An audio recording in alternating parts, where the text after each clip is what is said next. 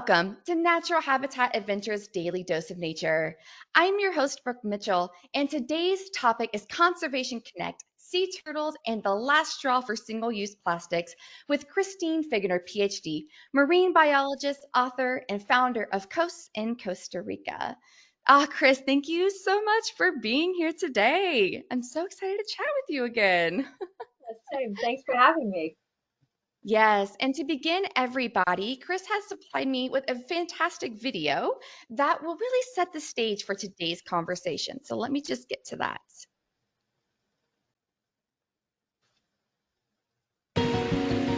I think I always wanted to be a scientist that does conservation especially, but I think now I have this incredible platform that I really don't want to let go of. And I hope, of course, I will be the one that's providing the data, but I'm also hoping that I will be the one that will be communicating my science to the public. Yeah, in between my master's and studying at A&M, I actually lived in Costa Rica for quite a while, about 8 years, where I did conservation work on marine turtles. So the marine biology interdisciplinary graduate program is fairly new, so it's only a few years old. And of course, the majority of people that apply to the program would rather stay at the coast in Galveston or Corpus Christi. And so there's not that many people here on campus that do study marine biology. 4.4 kilograms. When I was conducting my first season of research for my PhD work, we were capturing turtles and brought them onto a boat. And when we had this one particular male on the boat, we were also sampling little critters that live on turtles, parasites and others. And we found something encrusted in the nose of that particular male. Okay, I'm filming.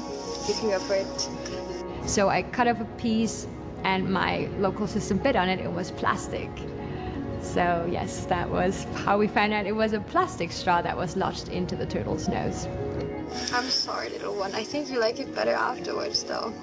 When I had the video in my hand, I really wanted to publish it and show the world what I had seen, because for me this is a reality, but not so much for all the other people out there. So I knew that I'm conducting research with Texas A&M University, and I needed to run it by my advisor to just know what she thinks and if she would back me up for whatever happens after. But she also believed that we really need to show the world the realities of plastic and what kind of harm it can do to wildlife. And so we published it as is.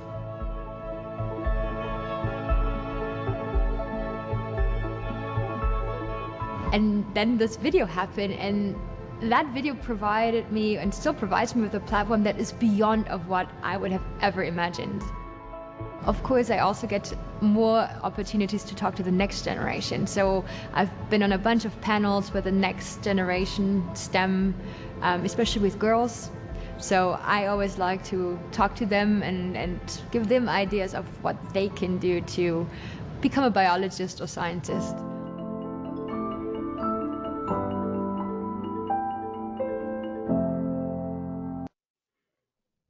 Such a beautiful video. Okay, let's get the presentation back up and going.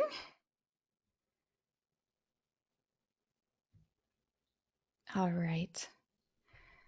Give me 1 second. Yeah, shout out to Mark Guerrero who made that video. Such a nice guy as well. Oh, how fantastic. Yeah. All right. Sorry, everyone. It's taking me just a little bit of a second here. All right. So the people can enjoy my beautiful background of a synchronous Did you map. take that photo yourself? Actually, this one I did not. I do have also, but I couldn't find my own, so I had to find somebody else's. Awesome. Well, Chris, again, thank you so much for sitting down with me again. It's been a few years since you and I chatted back on Rewildology a couple years ago, and I'm very honored and grateful to also bring you to the Daily Dose community. But first, everyone might be curious. I know I definitely was when I first met you. Where did you grow up, and how did you end up in Costa Rica, of all places? Yeah. So if you want to go with the next slide, I don't know, but yeah, so I actually did not grow up close to the ocean, as many people might suspect. Although I wanted to become a marine biologist pretty much from the day or like from when I remember. I actually grew up in a little town called Mal, which is super landlocked.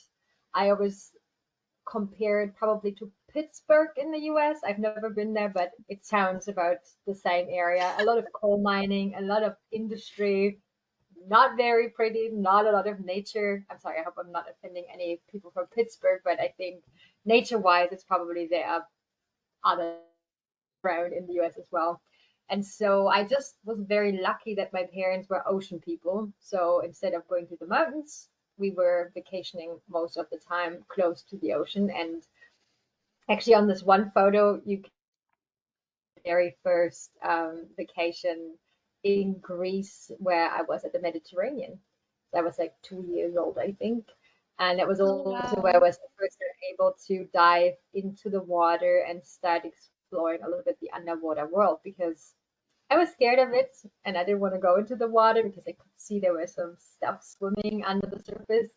And my dad, being a very rational German engineer, um, said, you know what, instead of kind of letting me get away with my tantrum, he actually went and bought me one of those swimming goggles and said, look at it. There's nothing to be scared of. But with that, he actually really sparked, I think, my fascination with the underwater. And yeah, so I mean, I guess I told friends in kindergarten already that I wanted to be a marine biologist, and that was really kind of a single-minded thing. So that I was pursuing. So when I had to do my internships for my school, I was doing it in an aquarium in a local zoo. That was like the closest I could get to something like that, and started studying biology. And then during my master thesis, that was actually the moment when I visited Costa Rica for the first time. It wasn't the first time I saw a sea turtle. I've seen them before in the Red Sea and also in the zoo, but it was really the moment where I fell in love with sea turtles. Yeah. Oh, how incredible. Because that was my next question. Like, you know, I've had the honor of meeting so many marine biologists, but it seems that we all gravitate to one thing or another. What was it about sea turtles that you just completely fell in love with them and made them literally your life career? Yeah, I mean, if you go one step more, that is exactly the reason why. Oh, wow. You can't we can see it though. I can't see the slide. Ah, there it is. Oh, can you Okay. see? There it is. Yeah, Okay. yeah, so this, ladies and gentlemen, is the majestic leatherback turtle. And I sometimes refer to them as, as like the unicorns of the sea because so many people are not even aware that they exist and they kind of look a little bit outwardly, I think.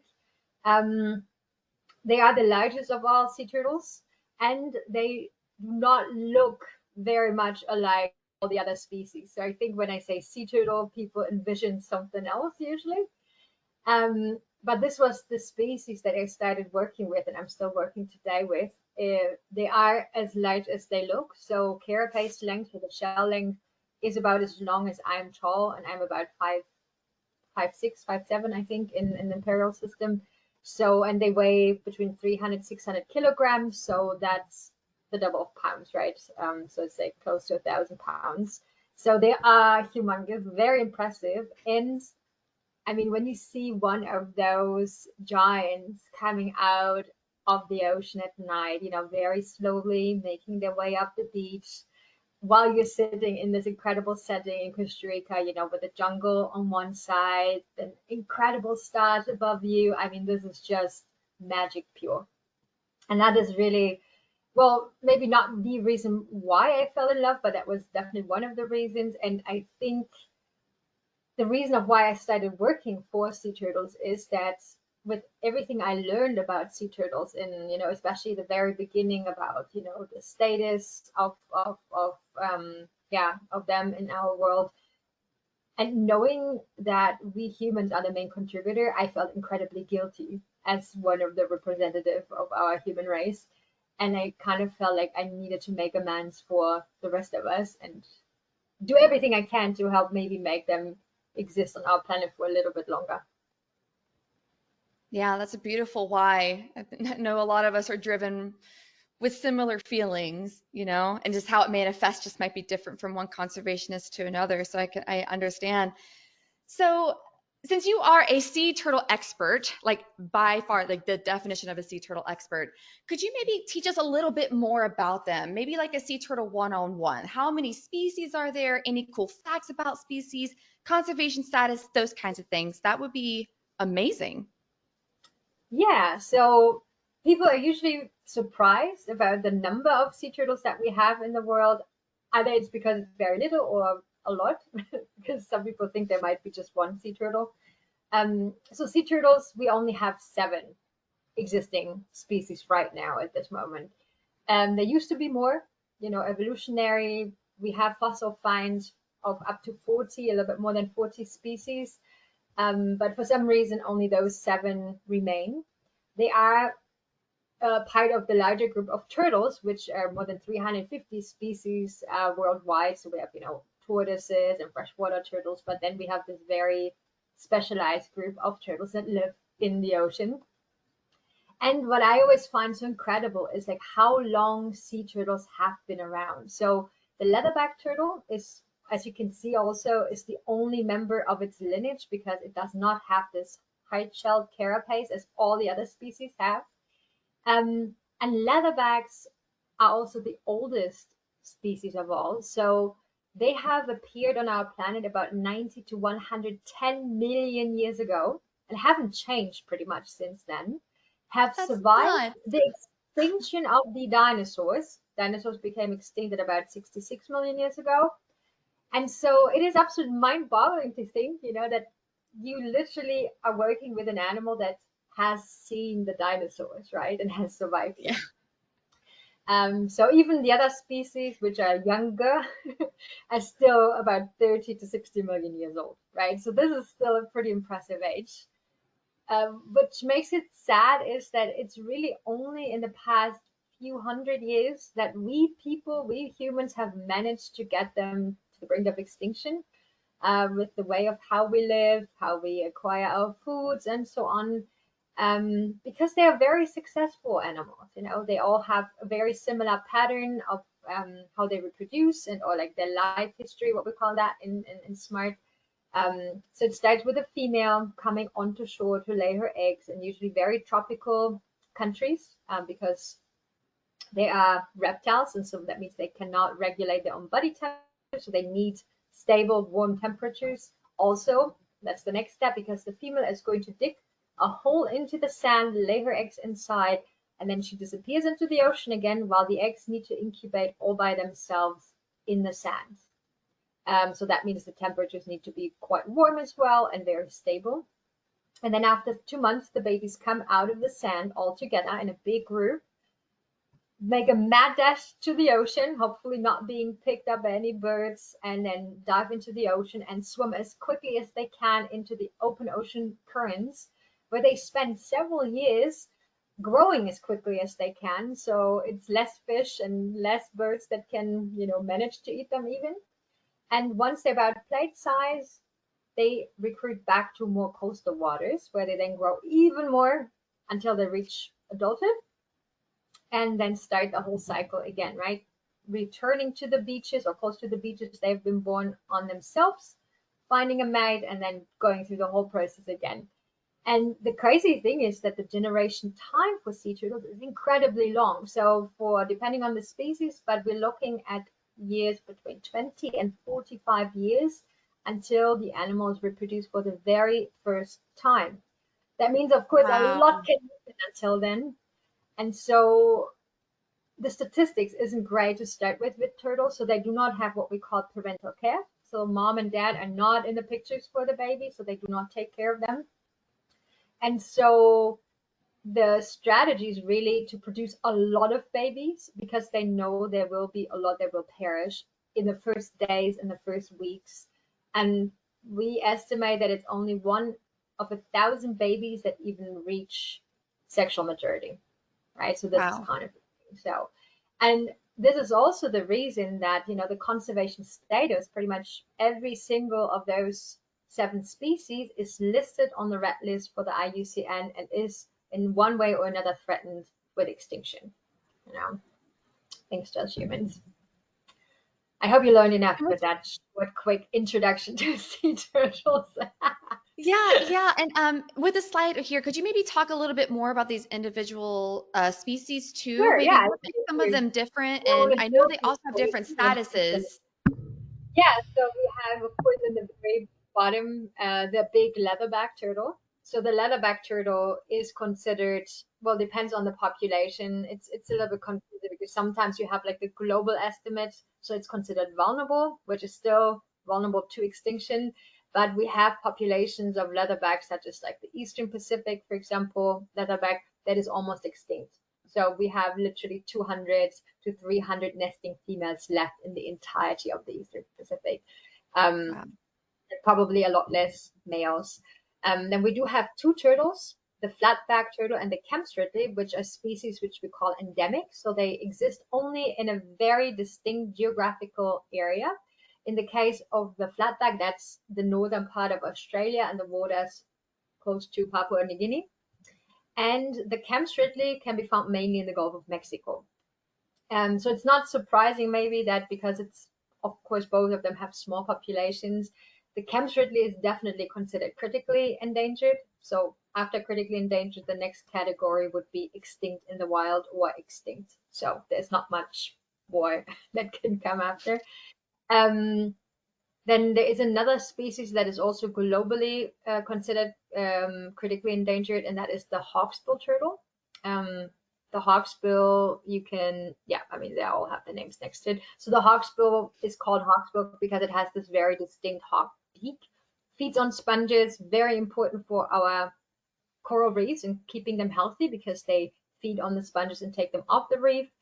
Unfortunately, that species has been used for decades, or actually centuries, or the shell of that species has been used to make tortoiseshell. So tortoiseshell is a very, yeah, it's a very precious material. Has a lot of features that plastic has as well. But before we had plastic, we used a lot of times tortoiseshell to make frames for glasses, to make buttons, to make combs, a lot of those objects that now we can make from plastic. And ironically, the advent of plastic very likely saved the species from extinction. Wow. Then we have the olive ridley turtle, which is actually the turtle that you see here in the background. It's together with the chemstridley, one of the smaller ones, but they do these incredible synchronized mass nestings, only, yeah, existing in like about 12 beaches worldwide. It is still considered the most abundant turtle, but that doesn't mean they're totally out of danger. Then we have the green turtle, which is kind of the vegetarian turtle. They used to be called soup turtle in Germany, and that is a reason to that because it was the turtle that ended up in turtle soup in the past. And then last but not least, we have the loggerhead turtle, which is probably the turtle that most Americans are familiar with because you guys have really large aggregations nesting on the east coast of the United States. So yeah, that is kind of a quick introduction to all the species. No, I really appreciate that. And that mass event that is behind you, what is that called again? Is it start with an A? What is the? It's called arribada, and the Spanish term has been adopted for it. Arribada means arrival. Mm, And it is, yeah, it is a reproductive behavior where you have females um, synchronizing their egg laying. And in Costa Rica, we have one of the 2 major beaches, or like 2 of the biggest ones that we have in the world, together with Escobilla in Mexico. And we get once a month arribadas that can have up to 500,000 females that all lay their eggs at the same time, usually over the course of 5 to 10 days. So really large arribadas are not just like 5 days, but they're sometimes really like, 10 days where you have just so many animals on the beach. Very cool. that is mind blowing. I know that one of my good conservation tourism friends, she happened to be leading a trip at that time and they were able to go see one of these events. And I know that it was like a lifetime highlight. And so Oh, I was like, doesn't that start with an A? I remember, but it was, yeah. yeah, Arribada. Yeah, yeah. So thanks for that. So you have brought up several other threats, but could you maybe go into this a little bit further? What might some of the top threats be? And are these happening mostly out at sea or when they're coming back to nest? Or through your research, what are you finding is the cause of their decline? Yeah, I kind of, are we going to do the research first or the threads? No, that was just the next slide, hun. So we can stay Okay, here. yeah. Then the thread one is the next slide after that, if you want to do the threads first. This one? Yeah, Okay, then we can go back to the research. That's fine. I think that perfect. fits better right now. Yeah, so threads, it's sometimes I really don't like that question as much because people always want to have a very clear, okay, this is the thread and this is what you have to do and this is how we save sea turtles. And the problem is that it's not that simple. Um, there's actually a lot that is happening in our oceans and also on our coasts, and there, it all impacts sea turtles. I mean, there is a reason that they survived for millions of years and now they are really not doing that great anymore.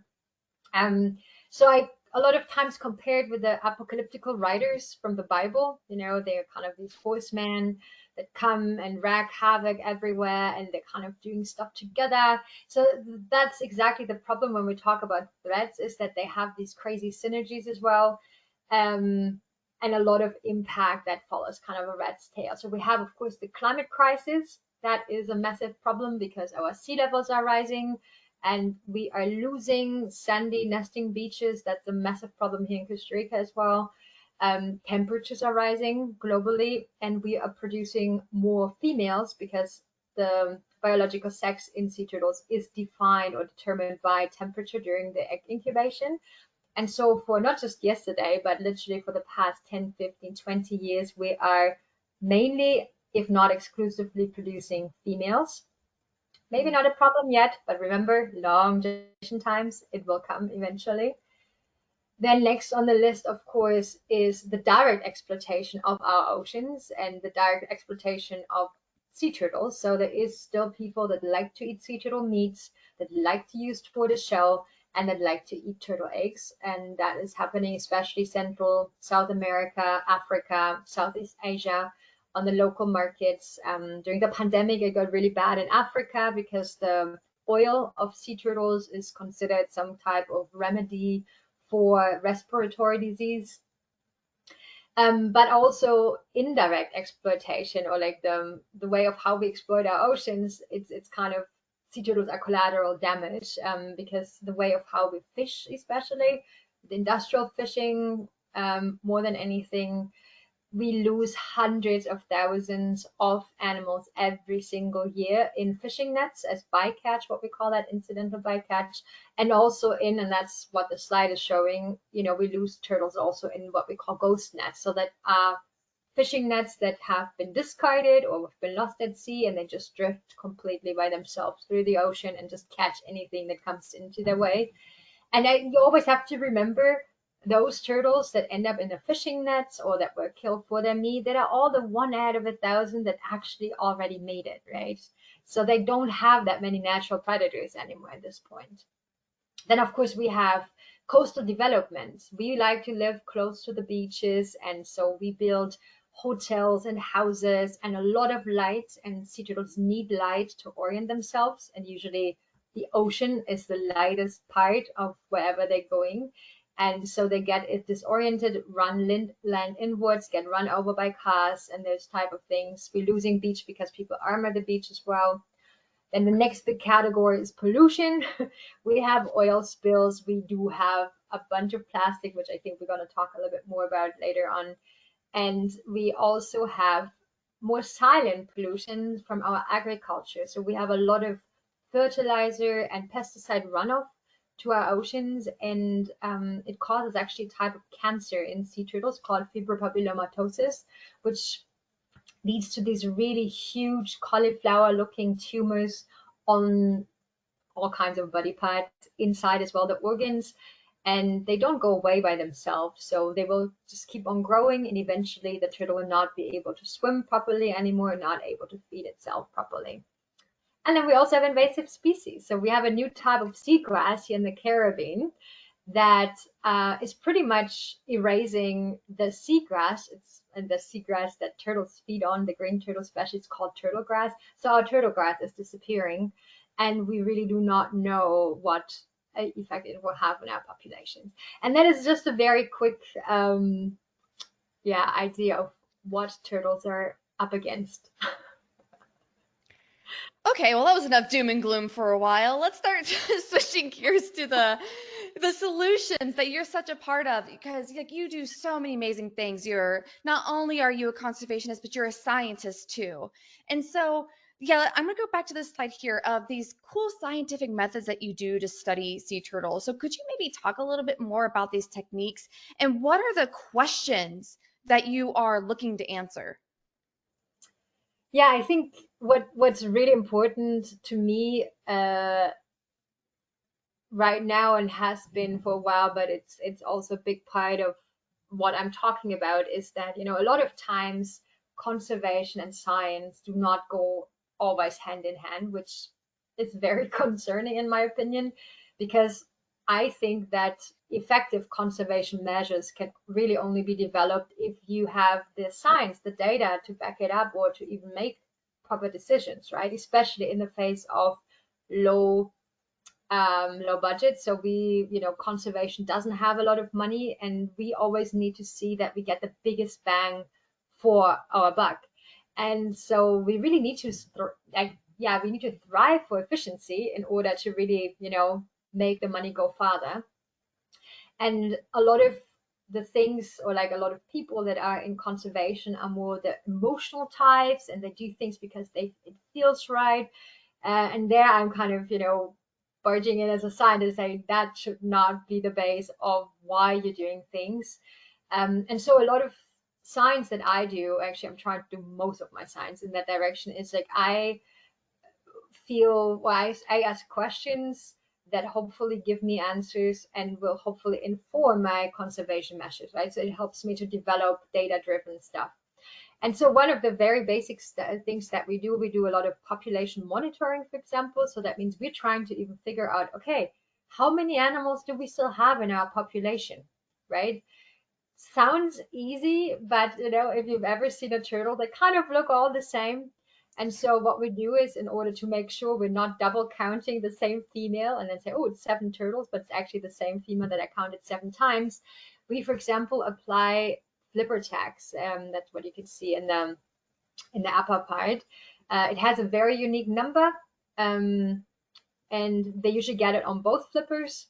In the back of the tag is actually a recovery address. So if I don't recognize the number, I can contact the people, and so I can establish connectivity and who tagged that turtle, where it was it tagged. But more important, it is a social security number type of thing, right? So I know this is the female, and there's only one female that has exactly that type of number, and that means I can very accurately count how many females, for example, we have in the population. Then we also collect standard data such as what we call morphometrics, so that are, you know, measurements such as the length of the shell, the width of the shell, the weight of a turtle, and those kind of things are helping us to also first learn more about the life history, like how long do they grow. So we learned, for example, that sea turtles grow their entire lives. They never stop growing. But of course, the nutritional status, so that means how much food there is available to them between nesting seasons, for example, will determine of how much they will grow after they reach sexual maturity. So it is kind of a proxy that also gives us an idea of how healthy is it out there. You know, is there enough food for them, or is there not enough food there? And my expertise, I mean, there's so much more that cool science that's out there, but like one of my expertise is I do satellite tracking on turtles. So I glue a little transmitter onto the shell of the turtle. And with that transmitter, I'm actually able to track that turtle through the entire journey that she's up to. Hopefully a few months, Sometimes I get lucky and I have 1 or 2 years of data. And so I can see usually, okay, did she only nest on my beach, or did she go somewhere else to nest as well? How many eggs or how many clutches of eggs did she lay? And then where is she heading after she's done laying her eggs, right? Because the turtles that are nesting here in Costa Rica are not staying here in Costa Rica, but they're actually migrating to their what we call foraging grounds, so their feeding grounds. So our leatherbacks, for example, that are nesting here in the Caribbean, they're feeding in front of Nova Scotia, Canada, in front of Wales, England, even in the North Sea, and then they migrate from there back to us here in Costa Rica. Our hawksbills, for example, feed in front of Nicaragua, and so all the conservation measures that I can do locally, of course, sometimes are not enough. If I know, for example, that my hawksbill swim into Nicaragua, and Nicaragua actually allows, a certain numbers of turtles to be killed every year. So it's important to also then say, okay, I need to start collaborating maybe with the people in Nicaragua and see if we can establish something together. So this is the type of research that I'm doing that is hopefully giving me an edge and make better decisions and pretty much provide a better protection to my turtles. Have you come up with any significant answers to anything, or where are you at in the data collection process? Well, I mean, there's always something. So the concept, like, or the data for satellite tracking, for example, I just recently participated here. Our government had to make the decision of where there might be good areas for new marine protected areas. And Oh, so we have hotspots, right, of where there's a lot of turtles that are spending a lot of time in that area. And then so my data can say, well, yes, I can literally draw it on a map that this would be a good area for turtles if we would protect this, because 90% of my turtles literally spend an extensive amount of time there. and talk about just how you said, like, data-driven science that then drives your conservation message right there. It's like, oh, let me help you draw where we should, create a marine reserve. That is so cool and so impactful, and everything else that happens to also be protective because of that marine reserve. So let's switch gears a little bit. So, as everyone saw in the opening video, that viral straw video was yours. Like, Yeah. mind blowing. That straw video was yours. So maybe could you take us through that experience a little bit, and what has happened since that time? Both things, because that was in what, 2015 that came out? It's actually Yeah. going So to be what? the 10-year anniversary next August. That's crazy, That's isn't it? wild. That's crazy. How's it been that long? That's nuts. But I yeah, don't take us know. through that. Time flies. Yeah, so I don't know. I guess there was a time where everybody had seen that video, but maybe not anymore at this point. I don't know. Yeah, it was also during research. So it's actually the same species that does the synchronized mass nesting here in the background. So it's an olive ridley. And at that point, I was actually studying mating couples. So I was interested of how they do their mate selection and whatnot. So we were sampling females and males off the coast of Costa Rica. And in that particular case, that was a male. We had him on board, and I was done with my data collection already. And I had a colleague on board as well, and he was interested in the critters that live on the turtles. And so he started, removing them. And then he said, well, do you see that? He has like something encrusted in its nose. We were thinking it was probably something like a barnacle that grow in really crazy places sometimes. And so I was just like, hey, yeah, that's kind of funny, getting a booger out of the nose. I'm just going to film it. I mean, we scientists do have humor every once in a while as well. Yes. Well, little did we know what we were actually going to find, because it was not a barnacle, it was also not a tube worm, but it turned out to be a plastic straw. I mean, that was shocking in the beginning, and well, it led to a lot of virality all over the world for like about 2 weeks, and I kind of thought, okay, you know what, that's it. I mean, everybody got their share. Like, we're in a very fast-paced world, so people always go for the next big thing. But it somehow did cause or started to cause ripples that became bigger waves, because there were then all of a sudden, different movements and NGOs that had already been working in the plastic space that really, kind of used that video as a tool to show that just even one single tiny piece of plastic can cause an incredible amount of harm and suffering. And I do not want to pretend that plastic straws are the evil, and there are, I don't know, the main culprit in our ocean. It's really not, and it never was. But it shows just like the craziness of plastic and how we use plastic, right? Because if you think about it, we invented this magical material that is meant for eternity, because it's really unkaputtbar, as we would say in German, like it's unbreakable. It is so incredible malleable, right? You can make so many different things of it. You can use it for so many different applications. I mean, the advances in science and technology in medicine wouldn't be possible without plastic.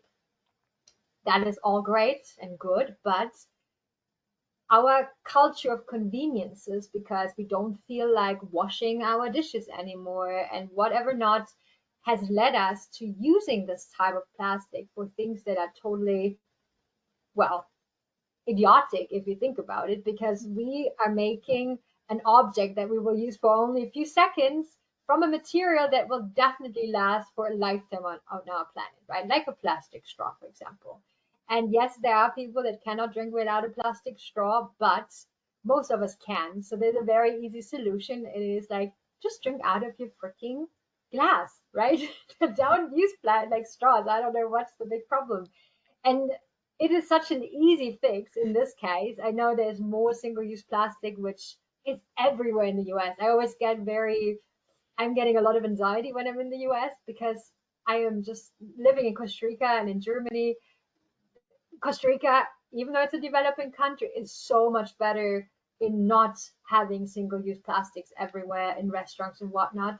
And I tend to forget that it's different in the US. And every time I go into a restaurant and you're getting the straw straight into your drink, and then you have maybe even not even real cutlery and not real plates, and everything is plastic.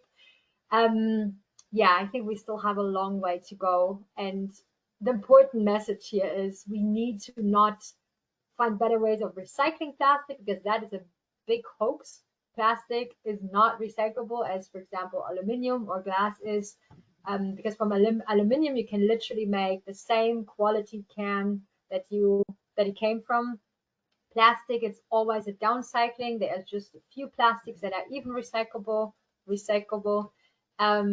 So the important thing is that we turn off the tab on plastic, right? That we stop producing and using as much plastic as we do.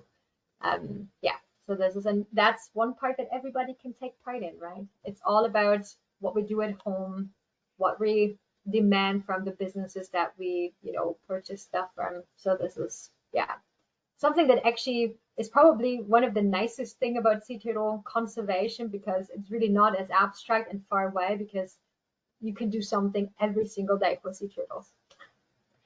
Absolutely. I agree. It feels good when you're like, oh, wow, I'm consciously making a decision that I know is going to help save wildlife. And just staying on that a little further, is there something that we can do to help maybe industry as a whole go, move into more of a plastic-free way? Do you know of anything or any movements to try to make bigger businesses maybe turn away from using just single-use plastics? Yeah. I mean, there is a big movement called Break Free from Plastic, and it's one of and the Plastic Pollution Coalition as well. So it's really not just one single organization, but it's actually a coalition of everybody, individuals, organizations that work in the same space. It's pretty incredible. And I mean, they have been so successful I mean, I would call it successful, because they right now are very heavily involved in the debates with the UN, because the UN is trying to negotiate a plastic treaty with all its member states that would heavily regulate the production of plastic, and also pretty much, yeah, help to make or hold responsible the companies that are producing plastic, because the really crazy thing is you have like the big polluters such as Coca-Cola, Pepsi, and Nestle and whatnot, and they are producing the plastic and they throw it out into the world, but they're not paying in any shape or form for the recycling or management of their plastic waste. So they always, and this is the reason why they invented this whole recycling story, is because they want to make us consumer feel guilty and feel responsible, right? We weren't the ones that dispose of it correctly and whatnot. And so this needs to change, right? I do not think that companies, if they are doing those things, they need to pay also for the type of pollution they are causing. Full stop. And this is one part that the UN Treaty is also trying to do. But Break Free from Plastic, Plastic Pollution Coalition are both great sources, so much information, also things that you can do at home. Yeah, yeah, definitely. Thanks for that. I've always had that big question too. It's just like, who is going to be held responsible for these kinds of things? Like, we can definitely, as consumers, make better decisions, but there's sometimes, we're at the airport, we don't have another option. So, like, how do we make the whole cycle accountable? But I I love mean, the idea of a loop industry. well, definitely. I mean, that's the big picture thing. But I also think we should never underestimate the power as a consumer, because we go voting with our money, right? We cause or we create the demand that exists. And of course, I mean, all the big companies want to sell us something. And if we don't buy it, they're not going to keep on producing it. So if we saying, you know what, I rather want to have that in a glass bottle than in a plastic bottle, then they will start doing it, because that is something I have been seeing since the video came out. It really is changing. Like, there are so many more options that are plastic free because people have started to demand it. Absolutely. And when I was at NatHab previously, I'm now back at NatHab, obviously, we had a massive push, helpful and thanks to your video, to as many destinations as possible to go straw free. And of course, that's just the beginning. Like, that's just to start the conversation. And then how many destinations can we go that were plastic free? And then we ran the world's first zero waste trip and like all these different things, it's like it sparked a movement. And I do have a question here that I wanted to throw out to you, Chris. I am somebody's asking, was this male turtle okay, the one that's on the screen? Were you able Yes, to he release him after actually that? was. I mean, he wasn't super happy when he was on our boat and we were like pulling out the straw, but he was very happy when we let him go. But the crazy thing is, it was about, I think, 2 years, 2 seasons later, one of my local guides who goes fishing in the ocean, like he's harpoon fishing. So he saw a turtle that had tags and he just, sent me the number of the tags and it was our turtle. And I was like, hey, where did you see him? He was like, oh, yeah, he was just getting off a female. So he was having fun with the ladies at that point. So I think he was doing fine. Oh. But see, another reason of why flipper tags are so great, because, even though I would have never recognized him in the ocean, but because we had flipper tags on him, I was actually able to know that it's him. Wow, how wonderful. So there you go, everybody. He made it. The famous turtle made it. Which is awesome. So I do want to switch a little bit. You have a wonderful organization called Coast. Could you maybe talk a little bit more about that? What is the mission behind it, and what are you working on? And also, too, could you talk about how you engage with local communities? Because that is a very, very important part of conservation and conservation organizations, is the community aspect. So teach us all about Coast. Yay. Okay. So Coast actually just had its 10-year anniversary. I think it's one more slide. One I can more. go. Yeah, that was the plastic. There we go. Yeah. So Coast, yeah, we founded Coast in 2014. And Coast was kind of the result of probably a lot of frustration that I had over the years with how conservation was done in Costa Rica, who was doing the conservation here, and also the fact that I'm a woman and a lot of my bosses were male. I'm not gonna lie about that. Um, and so what the frustrations were first of all this divide between science and conservation. So a lot of times I felt, okay, I think we could do better conservation if we would have like a science-based approach. Then the next thing is that I've noticed that it's a lot of organizations that are not from Costa Rica and a lot of universities that are not from Costa Rica that are pretty much spearheading the conservation efforts here in the country, especially in sea turtle conservation, and really walk over the local aspect of the whole thing, right? So I worked for those organizations, and a lot of times I felt they were so disconnected to what really was happening in the field. But again, I couldn't make certain decisions, right? Because I was just the employee, and they were calling the shots. And so I got exceedingly kind of tired of that. And then again, I was clashing a lot of times with my male colleagues, and especially Costa Ricans, because I am European, I am a very strong-willed woman, and men didn't tend to like that very much. And I was just over it. And so with another female colleague, I found a course, and we were, we're a small grassroots organization, really. I mean, we're not huge. We're not Conservation International or the WWF, but we're trying within Costa Rica to support different projects. I mean, we are not, we have our own projects. We have 2 in-water projects. We have 1 conservation research project in the Southern Caribbean, but then I do a lot of consulting for other projects where I'm training people, where I'm trying to, teach protocols and whatnot, and trying to initiate collaborations as well amongst projects, because I think it's always better when we have more data and not less data, and when we kind of pool the data that we're collecting. And so this is all the idea of COAS, is the Costa Rican Alliance for Sea Turtle Conservation and Science. And the community involvement that you said, I think that's the next slide. I have some examples on it. It's really important for sea turtle conservation, because it is so much, so many things that we're experiencing locally. So we've talked about all the different threats, and many of them are globally: plastic pollution, industrial fishing, and whatnot. It's all happening out in the open ocean. But there are some things that are happening locally, and that is a lot of times the direct exploitation of turtles, right? So we have the illegal take of eggs, the illegal take of females, and all of that. And so you always have these nesting beaches, and you have the communities that live literally right next to the beaches, or the fishing communities that are also, kind of having run-ins or having turtles that are getting caught in their nets and whatnot. And so it's really important to, of course, teach a little bit, but without being patronizing, because they a lot of times know a lot more about turtles than I do, or at least a different angle of it.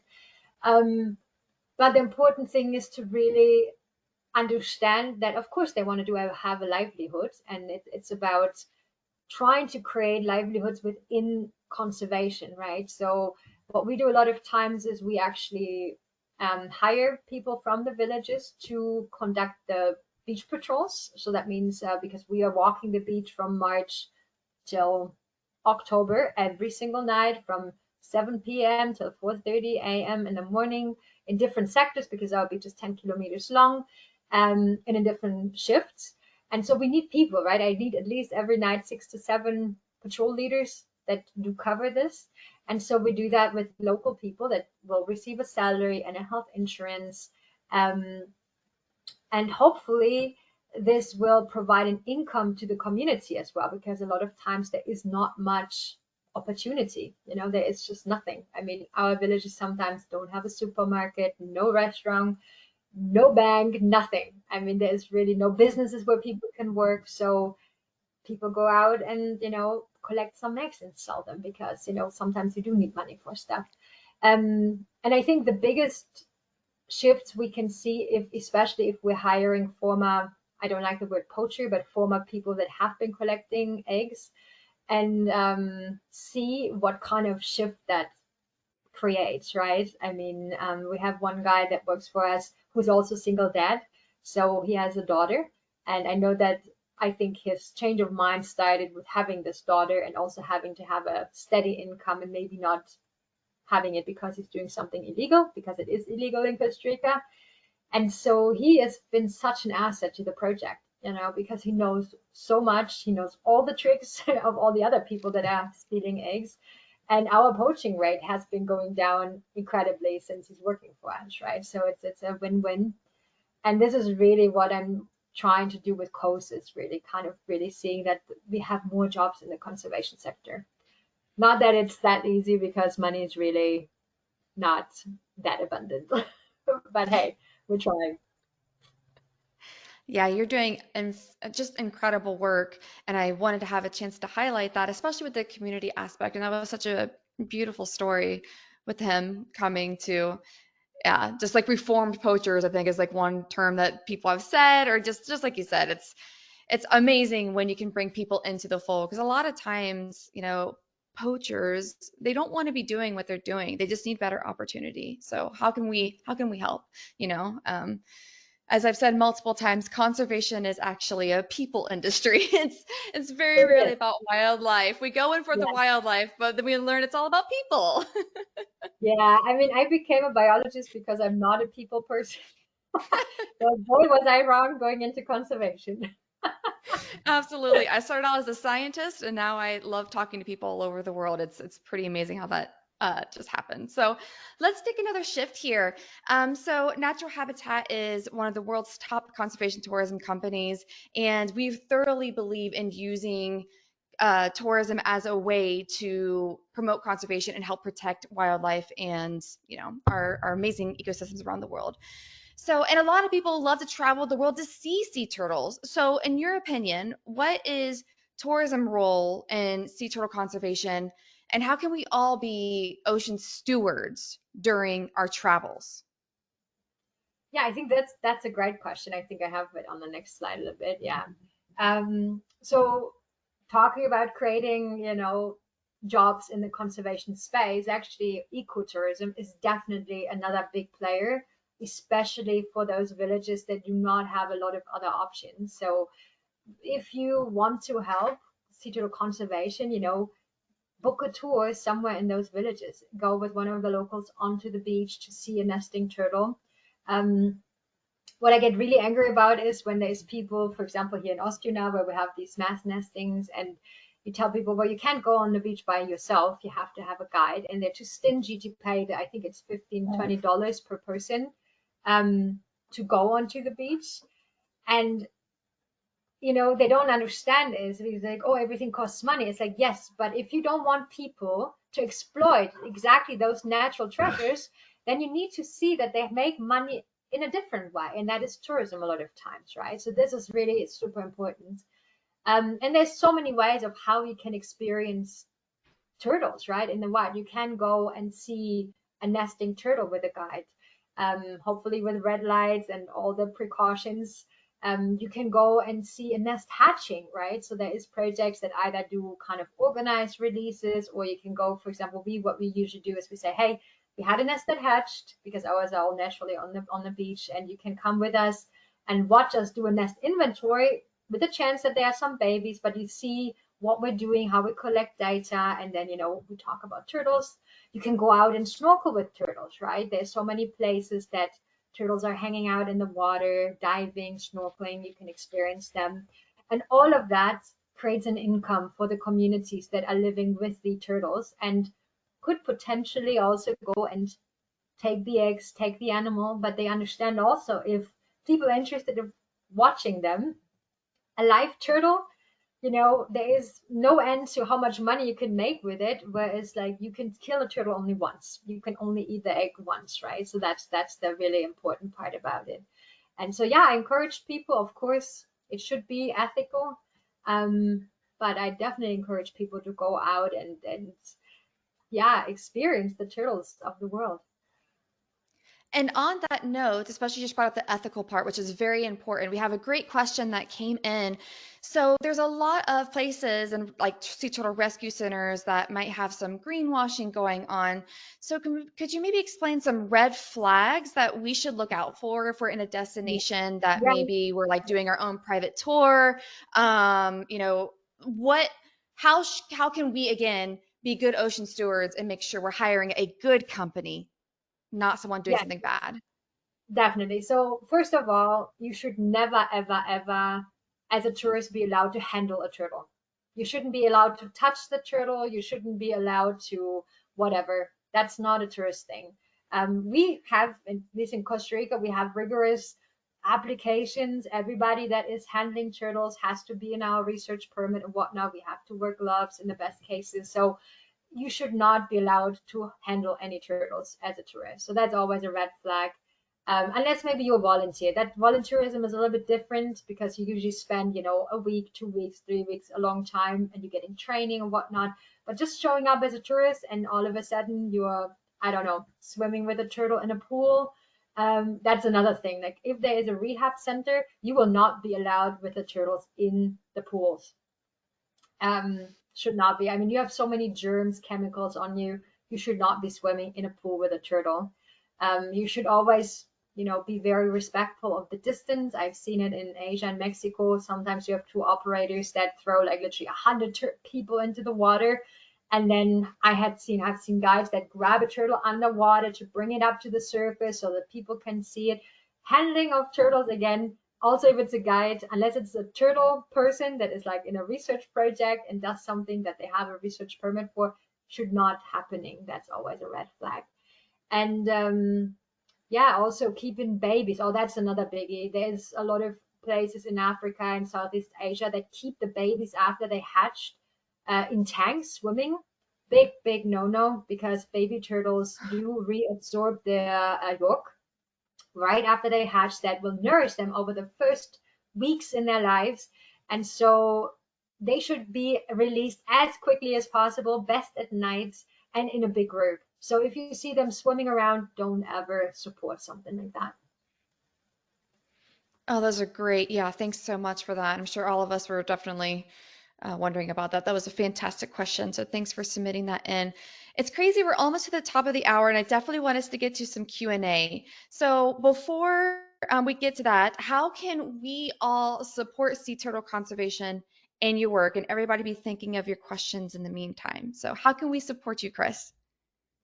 Yeah, I mean, all the things that we've already talked about, going out, doing ecotourism. But I'm not going to lie, we're always happy about any type of donations as well, just because, and I think that's for some reason a lot of people are not having that present. It's we're not getting financed by the government.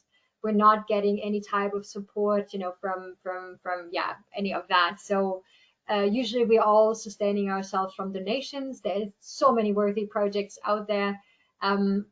Also in kind donations. So we have an Amazon wish list, for example. If you don't want to give us money, I understand, but maybe you want to buy us some new radios or some ponchos, things that we use, flashlights. So there's so many ways that you can definitely help us do our job and keep on doing that job.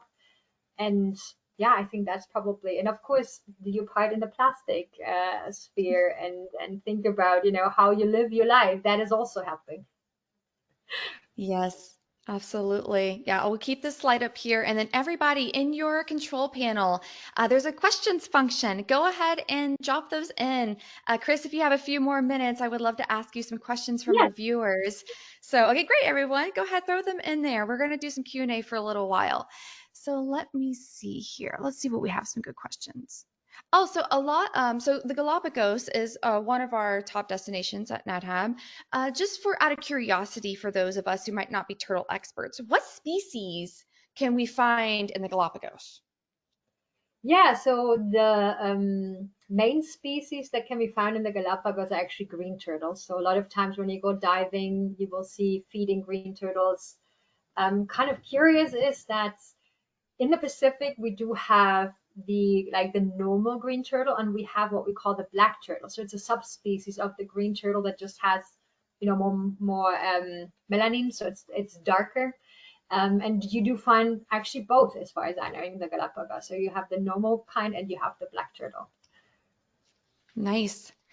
Thank you. Yeah, I went to the Galapagos and snorkeling with the sea turtles was definitely a highlight. It was amazing. Okay, so here's a good question. And if you have the answer, amazing. If not, that's okay. So do you know how the leatherbacks survived the conditions that caused the dinosaur extinction? Well, I mean, the reason is probably that, I mean, we're not entirely sure how the extinction of dinosaurs or the mass extinction back then worked, right? So it's like it might have been a meteorite that could have been, and if that's the case, then probably just living in the ocean, was the reason that they didn't or weren't impacted as much. I mean, sharks, for example, also survived the extinction of the dinosaurs. So, um, that is probably the reason, just because the ocean was not as impacted as the terrestrial habitat.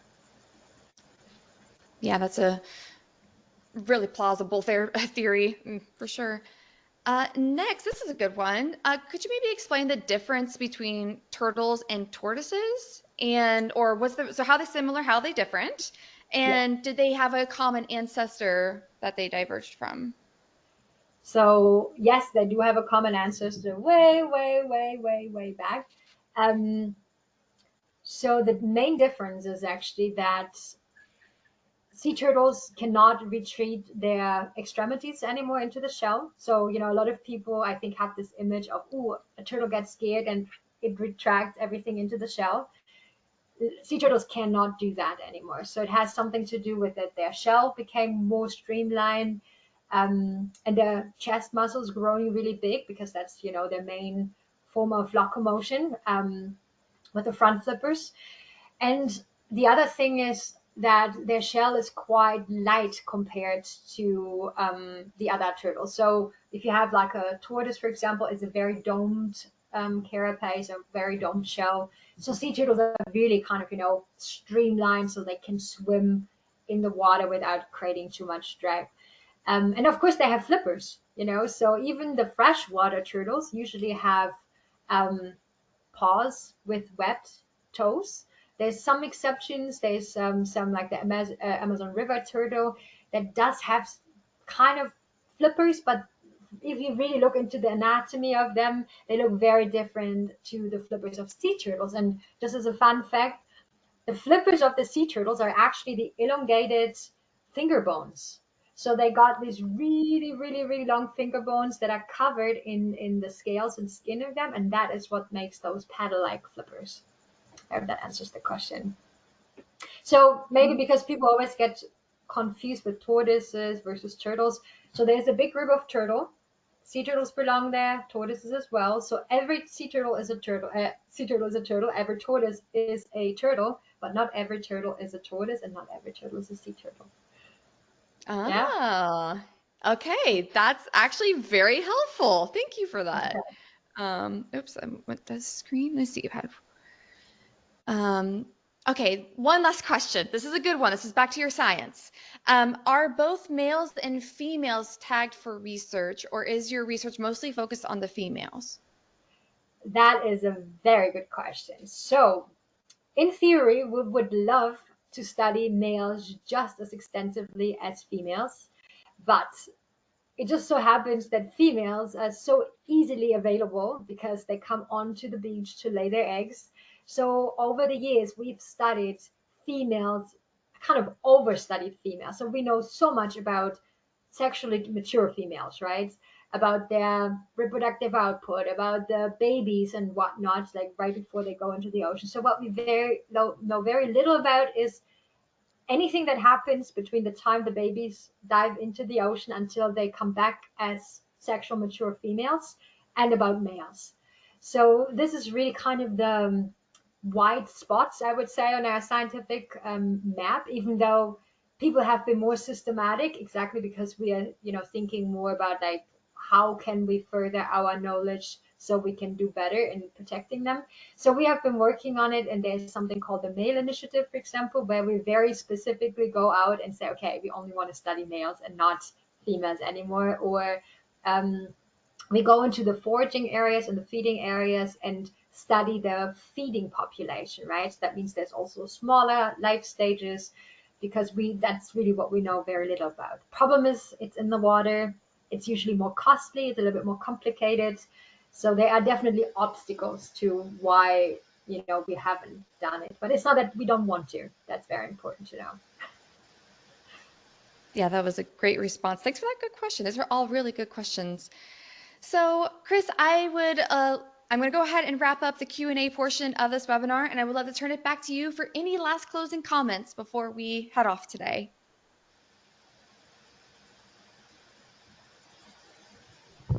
Did you hear me, Chris? Oh, sorry, that was for me. I thought it was for the audience. No, you. Any last closing comments that you would like for us No, sorry. to walk Yes. away with? Thank you so much for having me. Thanks for listening in on sea turtles. I always love talking about sea turtles. And yeah, if you have any questions, you can find me on Instagram as Sea Turtle Biologist. SeaTurtleBiologist.com is my website. And I think you can find most things, how to support my work, how to, if you want to contact me because you want to work with me or whatnot, it's all there. So thank you so much for having me. Yes, thank you, Chris. I'm so grateful to know you and have known you now for many years and followed your work, and so grateful to bring you on Daily Dose and everybody who tuned in. So again, thank you, and thank you everyone who took the time to learn from Chris today. Join us tomorrow for our next Daily Dose of Nature. You can check out this week's lineup, including registration links on our website at nathab.com/webinars. We did record today's presentation, and we will have the replay available on our website soon. With that, I will conclude the webinar. Goodbye, everybody.